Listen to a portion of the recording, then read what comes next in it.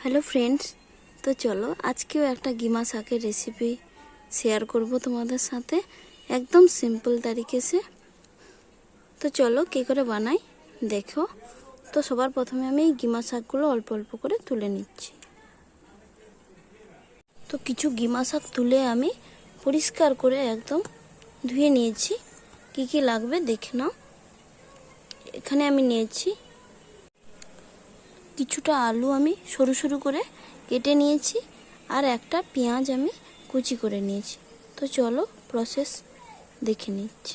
তো সবার প্রথমে আমি উনুনে কড়াই চাপিয়ে দিয়েছি। দেওয়ার পরে অল্প কিছুটা তেল দিয়ে পাঁচ ফোড়ন দিয়ে দিলাম। দেওয়ার পরে ওই যে পেঁয়াজটা কুচিয়ে রেখেছিলাম, পেঁয়াজটা ভাজা হতে এরপরে আমি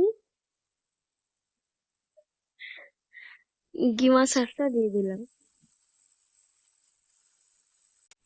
গিমে শাকটা দেওয়ার পরে দেখবে একদম জীর্ণ হয়ে যাবে, ওরকম করে নাড়তে থাকবো।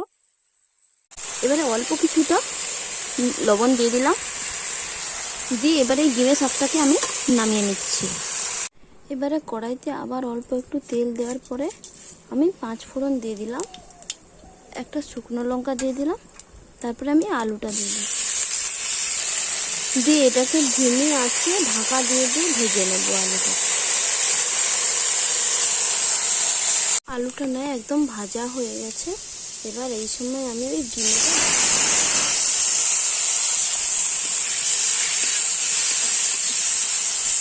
এবার আমার ভাজা হয়ে গেছে। অল্প একটু জিরে গুঁড়ো দিয়ে দিলাম, ব্যাস রেডি।